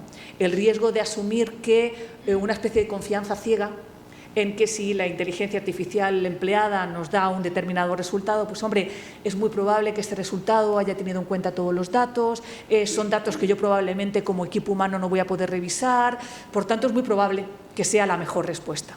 Bueno, pues colocar con cautela esa respuesta en un contexto de posible influencia política, de posibles limitaciones tecnológicas y claramente de condicionantes de los datos y la información que tienen, me parece que es la mejor manera de aproximarnos a las posibilidades, que son muchas, pero también los riesgos que puede generar una inteligencia artificial usada con estos fines, como me indica. Sí, yo agradezco mucho también la claridad y la brillantez, como decía la vicerrectora de la conferencia. Hemos llegado entonces a un punto de realidad disruptiva, es decir, la inteligencia artificial es agéntica, es decir, es protagonista, es híbrida y yo valoro mucho el esfuerzo que ha hecho la Unión Europea por hacer una regulación, claro, esto hay temas importantes para garantizar precisamente, como usted decía, nuestros derechos, nuestra democracia. Pero claro, el mundo es global, es decir, sí, dice usted que la Unión Europea inspira, ¿verdad? Es muy inspira, digamos, al resto del mundo un poco para que siga el proceso europeo. Pero probablemente la cosa no sea así, es decir, los grandes actores a nivel mundial, especialmente Estados Unidos, Asia, China, no sé si están muy bien por esta labor de regular estos procesos con aras de defensa de derechos. Sin duda. ¿Cómo está la situación? Sí, muchísimas gracias. Yo respondería en 3 niveles, ¿no? El primero, el momento actual de geopolítica ha puesto de manifiesto que Estados Unidos claramente se ha desbancado, ¿no? Es decir, ha salido de todos los esfuerzos que hasta ahora se venían haciendo hasta diciembre del 2024 por lograr estándares comunes. Es decir, todo aquello que se hizo y lo más visible, no lo más importante ni muchísimo menos, pero lo más visible fue el acuerdo que se celebró en Bletchley Park, en el Reino Unido, famoso porque sabrán que es allí donde se desarrolló los trabajos de Alan Turing, por tanto especialmente simbólico. En esa reunión, en la que estuvo España muy representada y muy activa, estaban todas las grandes empresas de inteligencia artificial y se llegó a un conjunto, una especie de decálogo de compromisos orientados todos ellos a, incluso las propias empresas acordarán de esa moratoria que se solicitó hace unos años por parte de las empresas para que no se continuara invirtiendo e investigando en inteligencia artificial por el miedo a que apareciera esa supuesta singularidad, ¿no? Es decir, eso que marcaba el objetivo de naturalmente tiene que ser un esfuerzo común se ha roto y Estados Unidos claramente se ha separado de estos esfuerzos, incluida la propia industria. Que eso ha sido quizá lo más sobrecogedor, ¿no? Porque la propia industria ha dicho, me voy a colocar, acuérdense que la ley, esta famosa ley que han llamado una Big and Beautiful Act, ¿no? Una ley grande y bonita, que es la que resuelve todas las cuestiones presupuestarias en Estados Unidos, incluía una disposición que prohibía a los estados durante 10 años regular la inteligencia artificial. Es decir, ya no solo no querer estar en la regulación internacional, sino incluso no querer de ninguna manera imponer ningún tipo de regulación a nivel estatal o federal. Por otro lado, ¿qué ocurre en Asia? Pues Asia también es muy diversa, ¿no? Porque tenemos un Japón y una Corea. Corea en particular está tomando como referencia el reglamento de inteligencia artificial para implementarlo a nivel nacional. Japón tiene las normas que se llaman METI, que son unas normas tipo derecho blando que implementadas a nivel nacional por parte del Ministerio de Economía. Es decir, hay un deseo claro de incorporar y China está encontrando muy bien el cambio de geopolítica, nosotros lo estamos viendo en todas las reuniones de Naciones Unidas, para colocarse como actor fiable en la regulación internacional. Es decir, no está aprovechando, a diferencia de lo que podíamos imaginar, de alguna manera este momento para decir yo también me doy un paso atrás, sino todo lo contrario, doy un paso adelante y por tanto me coloco como actor fundamental en esta regulación internacional. ¿Qué momento tenemos ahora? Segunda vertiente de la pregunta que me hacía. Pues el momento es o bien que el reglamento de inteligencia artificial se ejecute con la mayor rigurosidad. Nosotros también aplicamos derecho a la competencia a empresas estadounidenses, le ponemos multas millonarias, a pesar de las sanciones reputacionales o políticas que pueda llegar esto a tener. Por tanto, se puede ejecutar un reglamento más allá del perímetro europeo. Pero claro, esto siempre depende de nuestra capacidad de ejecución, ¿no? Nuestra capacidad de disuadir, que es la más importante, o de castigar de una manera tan, podríamos decir, tan simbólica, ¿no? Y tan clara como para que evite que a nivel internacional se produzcan este tipo de acciones. Y la tercera, volver al multilateralismo. Es que hay poco que hacer. Poco que hacer en la economía digital que no sea mirando un trabajo conjunto de consenso. Todo lo que se haga a nivel nacional puede inspirar, pero también puede aislarnos. Y esto es uno de los miedos. Yo creo que ahora mismo la Comisión está un poquito todavía en un estado de cómo hago, ¿no? Para que todas estas acciones continúen inspirando, pero no aíslen, no hagan Europa una isla con respecto al exterior. Hay poco que hacer que no sea efectivamente tratando de jugar con alianzas, acuerdos, organismos internacionales que sobreviven como pueden a este momento tan crítico, porque si no, efectivamente, el reglamento europeo solo pensado en regular para Europa y en Europa tiene inevitablemente un efecto limitado, a pesar de la importancia que tiene Europa, que sigue teniendo en el ámbito internacional, que lo tiene, por mucho que quieran hablar ya de una vieja Europa sin sentido, todo lo contrario, ¿no? Sigue siendo la economía culturalmente, intelectualmente, en producción científica de gran importancia, pero tenemos que conseguir alianzas internacionales, no cabe duda. Muchas gracias. Arturo.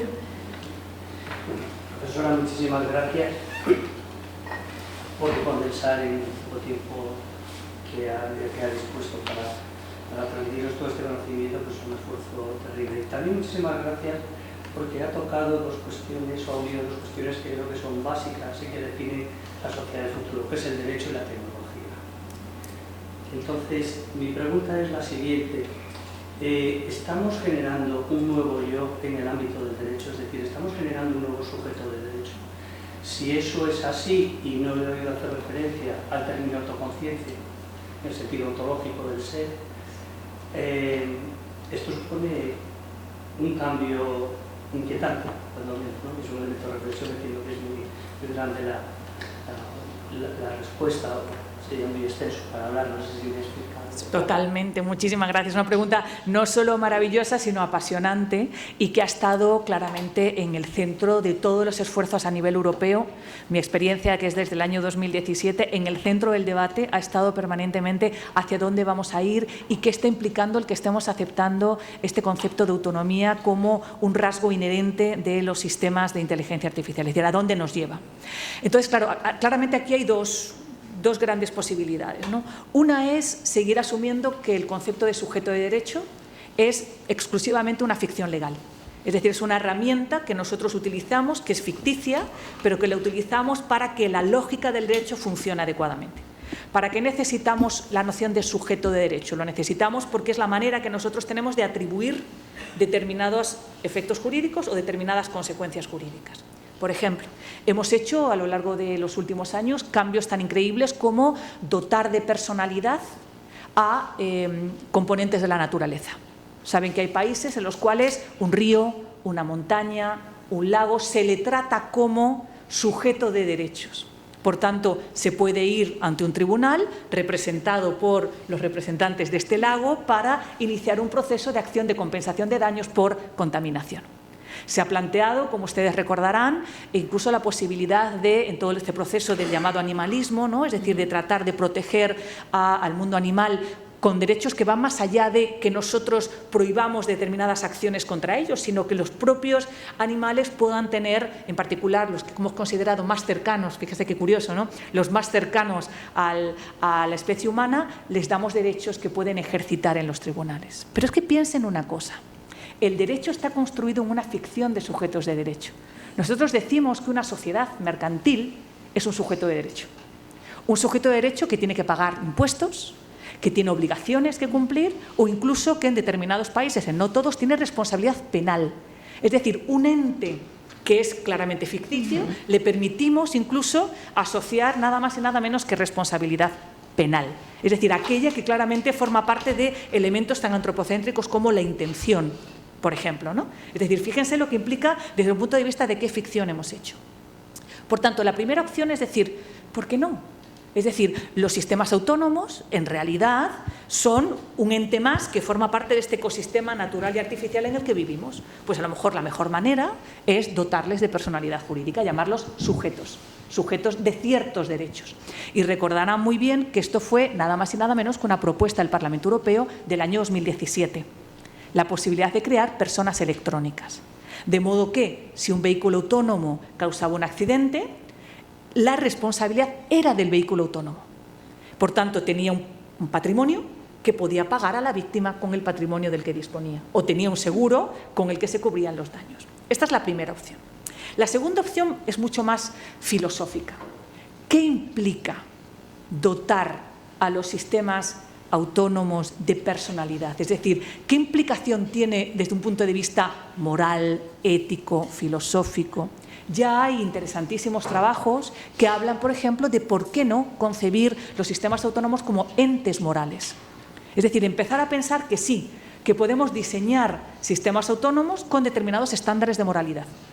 Es decir, que podemos pensar en máquinas con las mismas pautas de ese yo antropocéntrico sobre el que hemos construido nuestro derecho actual. ¿Cómo está ahora mismo la Unión Europea? La Unión Europea desde el año 2017 habla de esta idea de la personalidad electrónica. Nosotros en el grupo de trabajo lo consideramos una solución poco práctica en el momento actual y por tanto se ha pospuesto.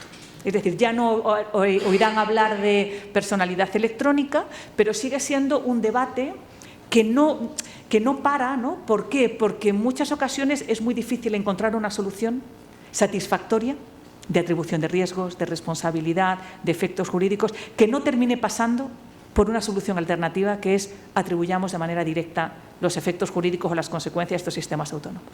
Eso no quiere decir nada, simplemente que necesitaremos un representante del sistema cuando sea necesario ejercitar estos derechos o cumplir estas obligaciones. Lo apasionante es que a la pregunta la respuesta es sí.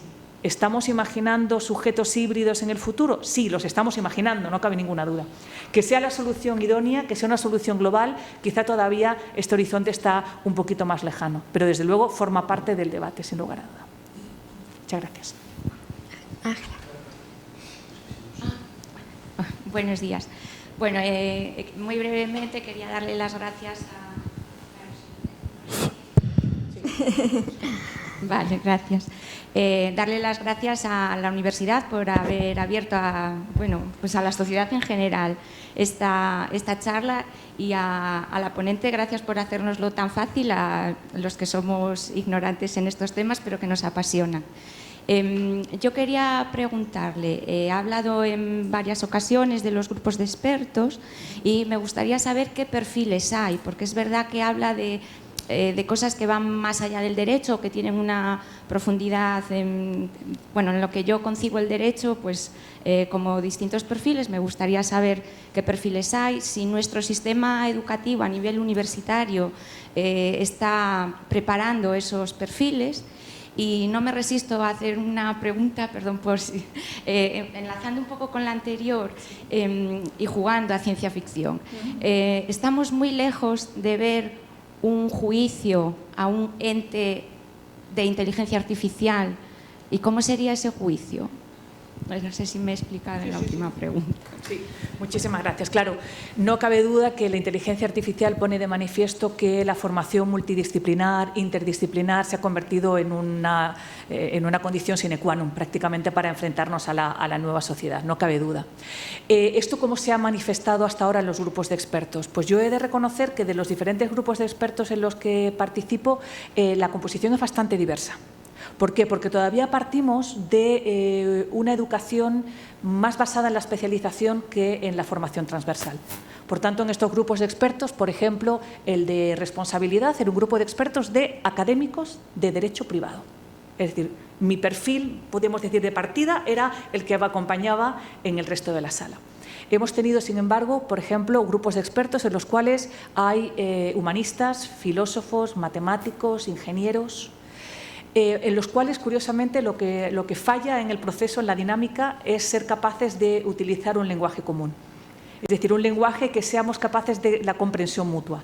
Yo me he dado cuenta que en muchas fases del proceso, realmente la dificultad de encontrar soluciones no tiene que ver con el que haya ideas comunes, sino con que hay una terminología y una manera de enfrentarse metodológica y terminológica y conceptual muy especializada. Y esto dificulta realmente un diálogo común. ¿Tenemos un modelo educativo preparado para esto? Yo creo que estamos asumiendo bien que hay que hacer un cambio en el modelo educativo. Si me permiten, lo que a mí me daría miedo es que se pensara que la manera de solucionarlo es que ahora tengamos asignaturas de programación o que tengamos asignaturas puramente tecnológicas, pensando que eso ya te da la visión que necesitas. Para mí, en absoluto. En absoluto.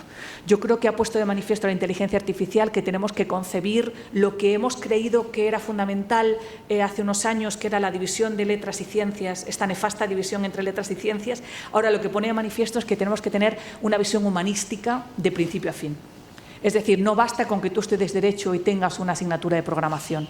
Que digo que no sea un mal comienzo, pero digo que eso no te coloca preparado, porque si no tienes filosofía, si no tienes historia, si no tienes ética, si no tienes, desde luego, efectivamente, formación científica, tu capacidad de entender el fenómeno va a estar siempre, si no sesgada, si desde luego va a ser lateral. Entonces, yo que veo en la educación del futuro una educación casi, me atrevo a decir, única, con una profunda visión renacentista, ¿no? Humanista, en la que prácticamente nuestra formación sea una formación transversal, absolutamente transversal, no concebida para un puesto de trabajo, sino concebida para una formación que luego en un momento ulterior efectivamente te orientas hacia uno de esos perfiles que efectivamente vas a requerir para desarrollar una actividad con un alto nivel de precisión, de especialidad. Los grupos de trabajo demuestran que para mí esta es la única manera de concebir la educación, única y exclusivamente, humanística, transversal, global y formativa de principio a fin. Podremos ver un juicio de un ente, ¿no?, de un ente autónomo con personalidad jurídica y ¿cómo se articularía? Pues igual que hemos visto un juicio en el que el demandante es un río y lo que tenemos es un río representado por una asociación de defensa del Mar Menor, por una asociación de defensa de los primates en un determinado espacio, de un bosque objeto de contaminación o de tala invasiva, y tenemos un conjunto de representantes que lo que hacen es ejercitar derechos o intereses en nombre y por cuenta de ese sujeto ficticio de derecho que sería el lago, el río, la montaña, en este caso el ente. Esto es posible, pero está lleno de dificultades. ¿Por qué? Porque si eres el demandante, en realidad inicias la acción y por tanto poco necesitas más que alguien que represente tus derechos. El problema va a ser al contrario, cuando eres el demandado. ¿Por qué? Porque aquí dices, bueno, pues que el vehículo autónomo pague. ¿Pague con qué? Con un patrimonio. ¿Quién ha puesto ese patrimonio? ¿Dónde está? ¿Quién lo gestiona? ¿Qué ocurre cuando ha habido un accidente, paga una cantidad y el patrimonio se ve dividido a la mitad? ¿Quién vuelve a reponerlo? ¿Ese patrimonio lo pone el fabricante del vehículo? ¿Los usuarios de manera conjunta? ¿Es una especie de fondo de compensación global como el que tenemos en otros casos, pues por ejemplo para las grandes contaminaciones por razón de petróleo, por ejemplo, en el mar, o los propios modelos de compensación de seguros que tenemos de manera tan pionera en España? Es decir, puede haber determinados modelos comunes, ¿no? Imaginemos que todos los usuarios de vehículos autónomos tengan que aportar una determinada cantidad o se deduzca del precio de compra o del precio de uso. Es decir, hay fórmulas, pero necesitaríamos articular estructuras de gestión, de depósito de esos fondos, de renovación de los fondos y, naturalmente, pensar en si es la mejor solución en la medida en que hay otro riesgo oculto, que aprovecho para contar. En un primer momento, cuando se dijo los vehículos autónomos, como no sabemos quién tiene que responder, que responde el propio vehículo. ¿Cuál es el riesgo? La responsabilidad cumple dos funciones, al menos. Una, indemnizar a la víctima, y con esto lo logramos, magnífico. Pero otra, casi más importante en ocasiones, es disuadir de los comportamientos de riesgo. Si yo voy a ser responsable, yo tomo medidas de cautela, de precaución para mitigar este riesgo. Si el fabricante, el usuario, el responsable, el conductor, el gestor, ya no va a ser responsable porque solo lo va a ser ese patrimonio separado que le dotamos al vehículo, el riesgo es que entonces no tenga ningún incentivo para tomar medidas de precaución. Y por tanto generemos un riesgo mayor agravado precisamente porque la responsabilidad ya no juega su papel preventivo. Ese riesgo no hay que desconocerlo porque tiene mucha importancia y por eso todavía no hemos dado este salto que podemos pensar interesante, sugerente, provocativo de darles personalidad jurídica a los robots o a los sistemas autónomos en general. Gracias. Sí. Una pregunta. Lo primero, darle las gracias por su intervención y necesitaría una segunda conferencia por la densidad que ha aplicado la misma, porque realmente es compleja. Como jurista, una pregunta profesional muy específica en función de la aplicación de la Lex Artis. ¿Qué grado de responsabilidad tiene un operador humano respecto a la utilización de una herramienta de inteligencia artificial? Me explico. Un quirúrgico, un operador quirúrgico, ante una intervención, puede decidir, pues, hago una intervención invasiva o no invasiva. Y para ello consulto la herramienta de inteligencia artificial. Resulta que después de la intervención he fracasado a pesar de haber utilizado lo que me dijo esta herramienta de inteligencia artificial, lo que me comunica. Un jurista, me incluyo, hago una consulta a una herramienta de inteligencia artificial y me dice, ante este problema jurídico que tengo, la estrategia de defensa o de demanda es esta. Y resulta que luego tengo el fracaso en la sentencia correspondiente. Es decir, ¿qué responsabilidad tiene el elemento humano ahora? En el futuro no lo sabremos, en esas circunstancias. Muchas gracias. Una pregunta estupenda porque además una de las preocupaciones de la Unión Europea en todo momento ha sido, y de hecho arrancamos todo este proceso de la regulación de la inteligencia artificial desde la pregunta de la responsabilidad. Es decir, en qué medida las reglas de responsabilidad existentes siguen funcionando adecuadamente cuando incorporamos sistemas de inteligencia artificial. ¿Cuál es el estado actual? Primero las normas y luego la respuesta directa a la pregunta que me hacía. ¿Tenemos alguna norma especial que de forma directa y exclusiva se refiera al uso de inteligencia artificial? Pues bien, en el año 2020 la Unión Europea propuso 2 normas en paralelo. Una que se llamó Directiva de Responsabilidad por Daños Causados por Inteligencia Artificial, que hace unos días que estuve en Bruselas ya me confirmaron que se retira definitivamente, por tanto esta no sale adelante.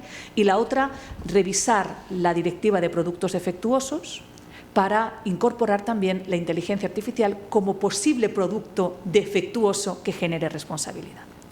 Por tanto, de lo que tenemos ahora mismo, un abogado que utiliza un sistema de inteligencia artificial en el desarrollo de su actividad, la primera posibilidad que podría haber es decir, bueno, esto es un problema de producto defectuoso. Un producto defectuoso que causa daño solo aquel que está protegido por la Directiva de Productos Defectuosos, la ley en su caso que adapte cada uno de los países. Por tanto, es un caso muy concreto, es pensar que es la víctima de un producto defectuoso que le ha causado un daño, que además este daño esté cubierto por los daños indemnizables de la directiva, que además la víctima sea de las víctimas protegidas y además que lo que ha hecho el sistema de inteligencia artificial cuando te ha asesorado de manera incorrecta es un defecto, algo que no es tan claro. Porque si nosotros emulamos en la inteligencia artificial la toma de decisiones humana, el que uno se equivoque no quiere decir que sea defectuoso. Por tanto, la lógica del defecto de que esto tiene una tara que hace que salga la tinta no tiene nada que ver con el hecho de que un sistema asista, asesore o recomiende mal. Por tanto, en la mayoría de los casos esto no va a ser una solución. ¿Dónde nos vamos a encontrar entonces? El grueso va a estar en la responsabilidad general de tipo profesional, en este caso nuestro, deontológica, bien de tipo contractual, te ha contratado el cliente para una determinada actividad, o bien de tipo extracontractual, si fuera el caso. ¿Hay algo nuevo o diferente con respecto a las normas generales de responsabilidad? Por el momento, no. ¿Qué quiere decir? Que se va a juzgar esa decisión que ha tomado el abogado de consultar antes de emitir una determinada opinión jurídica o de llevar a cabo una determinada acción, se le va a juzgar exactamente con las mismas normas de deontología que hasta ahora. Es decir, si fuera un médico con su lex artis pertinente y que si estamos hablando de un abogado con igualmente estas normas de deontología y de actividad profesional. Que nos llevan a 2 escenarios. El primero, ¿ha actuado correctamente de manera diligente un abogado por consultar a la inteligencia artificial? Y muy probablemente la respuesta puede ser sí, porque en muchas ocasiones la negligencia está en no haber consultado a la inteligencia artificial. Hay ya consejos de administración que lo mayor que temen es que llegado el momento no hayan hecho las consultas pertinentes a la inteligencia artificial, de modo que se pueda considerar una negligencia no haber utilizado inteligencia artificial. Por tanto, ahora mismo, ¿qué tenemos? Nada diferente a lo que venimos teniendo hasta ahora. Responsabilidad o diligencia en si he elegido, ¿no? Ineligiendo. He elegido el modelo de inteligencia artificial adecuado, por ejemplo, Harvey o Gemini en vez de un ChatGPT. Segundo, ¿lo he aplicado al caso de manera correcta? Pues, por ejemplo, utilizando un círculo cerrado de información, closed loop, en vez de abierto por riesgo de confidencialidad. Tercero, ¿lo he supervisado de manera adecuada? Es decir, el resultado ha sido objeto de revisión, de análisis humano, de comparación de las fuentes, y solo entonces, en este ineligiendo, insupervisando, inejecutando, puedo decir que el abogado ha actuado de manera correcta. Claro que esto no es satisfactorio. Claro que no lo es. ¿Por qué? Porque, de hecho, la mayoría de las organizaciones, el ICAM, por ejemplo, de Madrid, acabamos de preparar una guía de uso por parte de los abogados. En el CIAM, en la Corte Internacional de Arbitraje de Madrid, acabamos de preparar una guía por parte de uso de inteligencia artificial por parte de los árbitros. ¿Por qué? Porque no es fácil determinar cuál es la diligencia esperada al elegir, al usar o al supervisar. No es fácil. Por ejemplo, permítanme que entre un poquito más en la pregunta. Si yo soy un juez o un árbitro o un abogado, ¿tengo deber de revelar que he utilizado inteligencia artificial? ¿Me puede decir el cliente, me puede consultar el cliente y me obliga a revelar? ¿Me puede imponer en el contrato que no lo use? Y si lo uso y no lo revelo, ¿esto es un motivo de responsabilidad? ¿Es un caso de anulación de un laudo porque no he revelado que he utilizado inteligencia artificial para hacerme un primer resumen de este expediente loco de 3.000 páginas? Es decir, no sabemos muy bien cómo se va a manifestar en la práctica estas normas generales de ser diligente en leyendo, ser diligente en supervisando. ¿Qué significa supervisar? ¿Cuánto debo supervisar? Les doy un ejemplo más. Si yo soy un árbitro o un abogado y me llega un expediente de 6.500 páginas y yo me hago le pido a inteligencia artificial que me haga una primera línea de tiempo y que me haga un primer resumen de las pruebas que se han llevado a cabo, pues por ejemplo los informes y algunas grabaciones que hay con testigos. Si yo a partir de ahí comienzo a hacer mi motivación del laudo, yo ya estoy condicionada. Si yo no he leído los 6.500 páginas, sino que solo sigo las recomendaciones de esta inteligencia artificial punteando donde me manda, yo ya estoy absolutamente condicionada. Yo probablemente no voy a poder motivar el laudo como se espera en la obligación de motivación. Por tanto, nos movemos en un terreno tremendamente delicado. Hay pocas normas ahora mismo a las que aferrarse, más que las generales, y por tanto tenemos que hacer todo un esfuerzo de derecho blando para ir tratando de exprimir un poco más qué significa una buena diligencia o una aplicación de la lex artis en este sentido. Mi recomendación sería ser especialmente cauto en los contratos, identificando si el cliente acepta o no utilizar inteligencia artificial. Segundo, que la inteligencia artificial esté utilizada en tareas preparatorias y que haya siempre una revisión humana en la fase final, que de alguna manera haga nuestro, ¿no?, el resultado final, y que en todo momento, pase lo que pase, haya capacidad de motivación, es decir, que uno pueda motivar la decisión adoptada. Si dependes mucho de la inteligencia artificial y no hay trazabilidad, no hay transparencia, muy probablemente el mayor obstáculo en el que uno se da cuenta aquí no estoy actuando con la diligencia profesional esperada es cuando soy incapaz de motivar o razonar la acción que he llevado a cabo, la decisión que he tomado a cabo. Ese es el momento ahora mismo en el que nos encontramos. Una segunda cuestión, sinónimo de abuso. ¿Quién es o qué es o cómo se forma la deontología, por llamarla de alguna forma, los valores que suministra la inteligencia artificial? Es decir, ¿dónde bebe? ¿Dónde dice lo que está bien, lo que está mal y lo que no se sabe si está bien o está mal? Claro, es que es una pregunta y aquí hago una intervención siempre con la cautela de todos aquellos que estén en la sala, que sean científicos y por tanto pueden hacer correcciones y se lo agradezco porque no deja de ser una comprensión, una interpretación que hacemos, a pesar de haber contado con los expertos pertinentes, desde una visión muy jurídica, ¿no?, del fenómeno y, por tanto, sujeta naturalmente a corrección científica mucho más precisa. ¿Dónde están los valores que diseñan, al menos así se conciben, ¿no? El derecho regula la inteligencia artificial asumiendo que estos valores se hacen en tres fases diferentes, ¿no? La primera es cuando se diseña. Es decir, cuando se hace el proceso de diseño en el que se incorporan esos objetivos, en el que se incorporan esos parámetros, en el que se incorporan esos pesos, ¿no? Es decir, cuando se está diseñando la esencia sobre la que luego el proceso va a tomar decisiones y va a hacer un procesamiento de los datos pertinentes, ahí puede haber, y ha habido casos en los que efectivamente se ha detectado, que había una intervención intencionada para primar, por ejemplo, un determinado valor o para generar de manera intencionada o inconsciente una determinada discriminación. Voy a contar un caso más evidente, pues que de forma clara, sistemáticamente se dé una mayor puntuación a determinados candidatos, por ejemplo, masculinos frente a femeninos o de una edad sobre otra. Es decir, que esté de alguna manera embebido en el propio diseño. En segundo lugar, los datos de entrenamiento. Sabemos que hay muchos casos que han puesto de manifiesto que los datos de entrenamiento eran datos sesgados y datos que generaban una discriminación en el proceso de aprendizaje. Fundamentalmente cuando se llevaba a cabo lo que se llama un aprendizaje supervisado.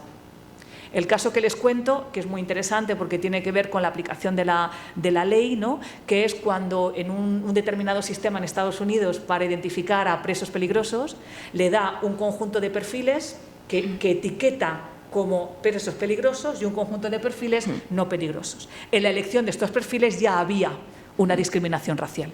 Y por tanto el sistema, cuando extrae los parámetros de peligrosidad, se da cuenta que en ese aprendizaje supervisado lo que aparentemente le está diciendo el entrenador es que la raza importa. porque si la raza es un 95% vinculada a perfiles de peligrosidad, me está diciendo que debo extraer la raza como un elemento. Y por tanto lo que hace el sistema es extrapolar.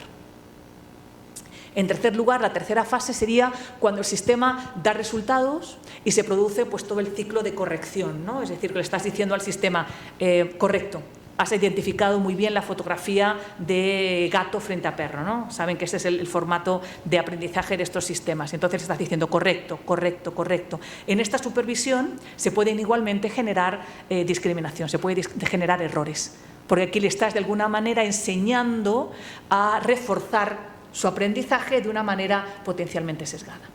En estas tres fases hay valores y, por tanto, decisiones con valor de fondo que pueden ir condicionando el proceso de aprendizaje y de ejecución del sistema. Pues, sí, última pregunta ya, si os parece que ya...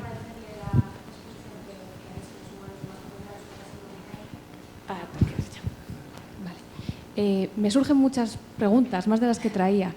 Entre ellas, sí que se protege, ¿no? Pues cómo se va a usar la inteligencia artificial, se está regulando y se está trabajando en ello, pero el público general que quizás use este tipo de inteligencias artificiales van a ser todos los usuarios y no gente que igual sea profesional en un ámbito de trabajo. Teniendo en cuenta que la inteligencia artificial puede estar sesgada por la programación, como bien se ha dicho, pues DeepSeek, inteligencias artificiales en Estados Unidos, europeas, asiáticas, puede haber un sesgo. Y yo no sé si los usuarios generales estamos o no preparados y qué riesgos puede tener este tipo de inteligencias artificiales en quizás crear un pensamiento único de la población. Entonces, no sé si me puedes decir un poco... Totalmente. Muchas gracias. Claro, inevitablemente estamos hablando de cómo prevenir, cómo regular, cómo diseñar, pero al final ha permeado la sociedad en su conjunto y, por tanto, tenemos que darnos cuenta de que hay, yo creo que claramente dos riesgos de máxima preocupación, ¿no?, en el uso. Primero, el exceso de confianza, lo que llamamos el automation bias, ¿no?, el sesgo de automatización. Esta idea que ha generado en estudiantes, en profesionales, en los propios, incluso en miembros de las autoridades públicas, de pensar que esa información es una información por ser mucho más aparentemente basada en todos los datos existentes. Hombre, si esta decisión me la da teniendo en cuenta toda la información que hay en abierto, naturalmente tiene que ser la mejor solución, la solución más completa, aquello que yo no puedo hacer, no puedo revisar toda la información, por tanto, inevitablemente tiendo a confiar de manera casi a veces ciega en la respuesta que me da un sistema de automatización. Eso afecta gravemente a la capacidad crítica y a la comparación. Por tanto, lo primero y peligroso es, por parte de los usuarios, un exceso de confianza, un exceso de delegación de la capacidad crítica. En vez de convertirse en un asistente que nos ayuda a crear nuestro propio modelo, en realidad se convierte en una delegación absoluta, en una confianza, casi diría más que delegación, en una renuncia de nuestro proceso de análisis y pensamiento, reflexión y crítica, se renuncia porque este sistema inevitablemente nos va a dar la mejor respuesta. Y esto está unido al segundo riesgo, que lo hemos discutido mucho, sobre todo con los Cortes de Justicia, el Tribunal Europeo de Derechos Humanos, el Tribunal Europeo de Justicia, que están utilizando inteligencia artificial. Y sabemos que lo utilizan, por ejemplo, para tener una primera impresión de cuál debería ser la respuesta a un caso. Hay un uso que llamamos predictivo, ¿no?, o anticipatorio. Llega un caso y dicen, bueno, de acuerdo con la jurisprudencia existente, ¿cuál debería ser la respuesta que tenemos que dar? ¿Cuál es el riesgo de ello? El riesgo de ello es que, como saben ustedes muy bien, la inteligencia artificial está basado en fundamentalmente parámetros estadísticos. Por tanto, lo que hace es basarse esencialmente en mayorías. Lo que está haciendo es utilizar de forma sistemática la opinión más frecuente, la opinión mayoritaria, la información que de forma más frecuente estadísticamente parece la respuesta a una determinada consulta. Si pensamos, por ejemplo, en precedentes judiciales, muchas veces los grandes cambios se han producido por esa opinión disidente que en un momento determinado era minoritaria y, sin embargo, acierta en identificar aquí hay que cambiar la línea jurisprudencial. Es decir, se produce un efecto muy peligroso de mayoría que se convierte en unanimidad sistemáticamente y, por tanto, se anula lo minoritario, lo disidente, lo rompedor. Eso en primer lugar, y en segundo lugar, ahora vuelvo a otro punto, pero en primer lugar que implica, como bien decías, el riesgo de una opinión cada vez menos diversa, cada vez más uniforme, pero uniforme poco crítica, ¿no? Uniforme porque es la mayoritaria, y la mayoritaria no siempre, desgraciadamente lo comprobamos, es ni muchísimo menos la más adecuada. El segundo componente interesante es que, claro, anula la diversidad.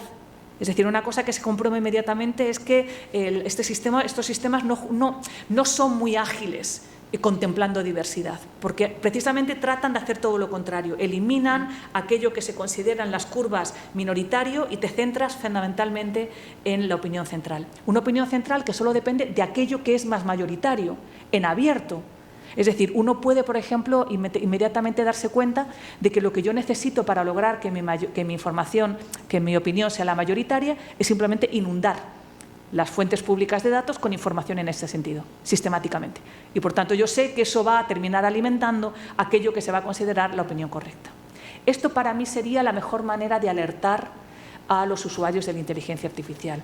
Cuidado con el exceso de confianza y atentos con el riesgo de aplanar, homogeneizar de manera cruel cualquier opinión, visión crítica, gustos, preferencias o comprensión del mundo. En eso tenemos que estar. Muchas gracias. Pues lo siento mucho, pero voy a dar por terminado. Normalmente los moderadores tenemos una lista de preguntas por si nos surgen, pero no hizo falta. Muchísimas gracias, Teresa, porque he podido ver además en este público tan diverso, pues las miradas atentas todo el rato que te han seguido. Lo has hecho, desde luego, sí que de verdad que nos has inspirado. Seguramente se quedan muchísimas preguntas ahí y eso nos obliga a traerte luego una segunda vez. Yo, además, como ellos me conocen, soy muy, así que voy a avisar al vicerrector que nos tenga aquí. Muchísimas gracias. Gracias también a todos vosotros y a todas vosotras, a las personas que están conectadas, que más o menos hay otro 50% de personas que están conectadas, así que gracias por venir aquí al campus y por participar de este debate y de este coloquio. Muchas gracias.